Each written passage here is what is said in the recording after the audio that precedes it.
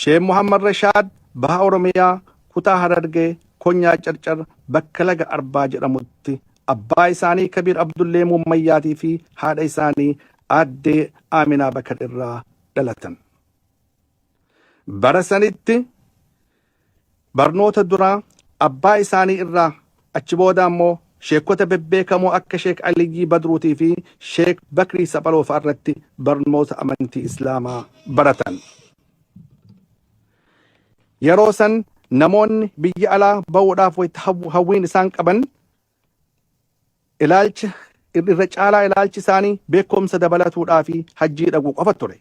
Garuu Muhammad Rashaadiin roorroo uummata Oromoo irra ga'aa turetu onnee isaa ta'e ijoollummaa madeesse. Magaalaa Carcar keessatti poolisoota mootummaa ka uummata dhidhiitan arguun haaloo itti uumtee tasgabii dhoorgite. Biyya alaa deemee dhukaatuu yookaan meeshaa lolaa ka diina uummata Oromootiin ittiin mancaasu barbaaduun qalbii isaa kakaafte. Umrii ijoollummaatiin imala dheertuu beelaa fi dheebuu hamaan guutamte bara 1950 eegale. Karaa miilaatiin hidiyyaa isaa yookaan ammoo isaa dubriitti oolu tokko wajjin Jabuutii seenanii achiin dooniidhaan Yamanitti cehan. Simannaa Yamanitti isaan mudatte kaayoo biyyaa isaan baafte onnee keessatti cabsite.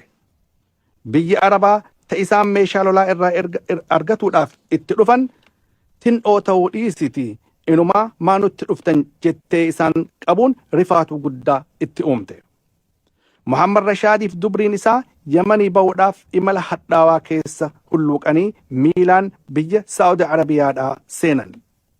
Dubbiin gaafii bilisummaa ta biyyaa isaan baafte dubbii humnaa isaaniitii ol ta'uu hubannaan hamilee isaanii gara beekumsa sooratuutti deebisan. Dargaggeessichi Oromoo Muhammad Rashaad Abdullee umrii ijoollummaatiin Makkaa Madiinaa dhaqee hajjee achumaan biyya Jordan keessa masjida Al-Quds illee zihaaree barnootaaf Sooriyaa dhaqe. Sooriyaa keessatti waggoota 5 barnoota amantii Islaamaa baratee hayyuu amantii muftii ta'ee eebbifame. Biyyatti deebi'ee ummata isaa barsiisuudhaaf akkuma saganteeffatetti Masrii geennaan beekumsa ragaa xalayaatiin dhugoomfate argatuun barbaachisaa ta'uu hiriyoonni isaa itti himan. Kanaafuu iyyannoo galfatee yuunivarsiitii beekamaa magaalaa Kaayiroo jiru Azhar seenee waggaa 4 baratee eebbifame.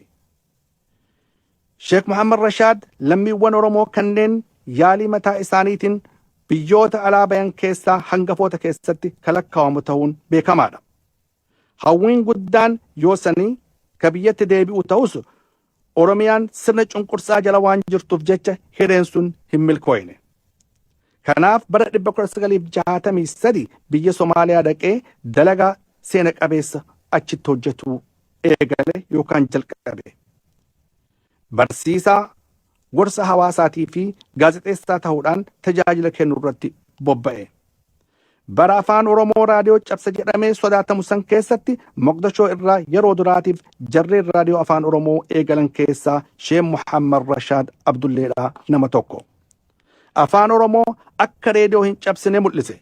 Uummanni cunqurfamaan bittaa impaayeraa jala jiru akka walaboomuu qabu labse. Qaanqee bilisummaa sammuu uummataa keessa seensise. Afaan Oromoo gabbise. Sabboonummaa babal'ise. Ibidda qabsoo surrii nama hedduu keessa seensise.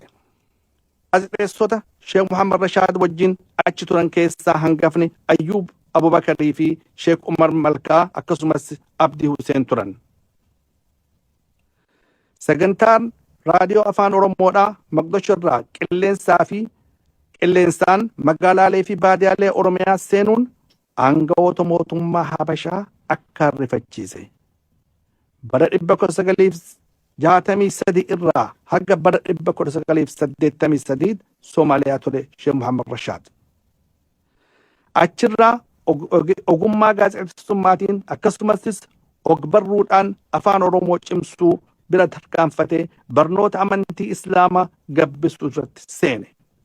Quraana guutuu afaan Oromootti hiike. Inni kun hojiin kun nama Oromoo yookaan lammii Oromoo ka duraa isa taasise. Quraana hiike, harkaan barreesse, koompitara seensise, achirraa ammoo gabbaasuudhaaf waggaa 22 guutuu irraa fudhate. Bara 1972 irraa haga bara 1994 ta'uu isaati. Achi boodas hiikkaa kana sagalee qulqulleessanii waraabuudhaaf waggaa 2 guutuu irraa fudhate. Gumaata laafaa miti. Dhugumatti hojii seena qabeessa dhalootarraa dhalootatti hanga dabru ta'uun beekama.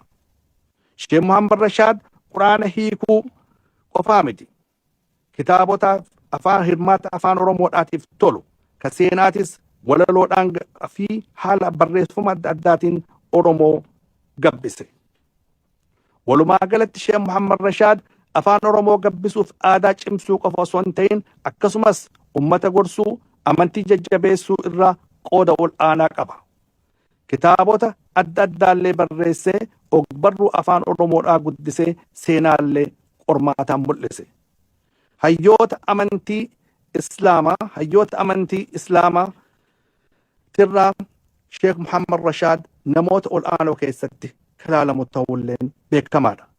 Amantii barsiisuu, aadaa, afaaniif seenaa gabbisuu, barsiisuu wajjin waan waliin faallessu ta'uu isaa akka hin ta'in nama ifatti mul'ise. Masgiida yoo seenu amantii barsiise. Yoo ammootu ala gabba'u geerrarsaa, mirrisaa fi faaruudhaan afaan Oromootii fi aadaa gabbise. Sheekh Muhammad Rashaad du'ullee hambaan beekumsa inni nuu dhiise bara baraan laltee toltee dhalootarraa dhalootatti dabruuf jiraatti. Quraan afaan Oromootti hiike, seenaa Nabi Muhammad barreesse, qubee afaan Oromoo karoorsee tolche, walaloo fi barreeffamoota garagaraa hedduu qopheessee ummata Oromootiif dhiheesse. Gara sagantaalee raadiyoonitis biyya gorsaadhaa ture. Sheekh Muhammad Rashaad karaa gorsa hawaasaatiin, karaa gorsa siyaasaatiin, karaa gorsa seenaatiin ummata isaanii akkaan tajaajilaa turan. Umrii isaanii guutuu Sheekh Muhammad Rashaad amantiidhaa fi Oromoo wal bira tajaajilan.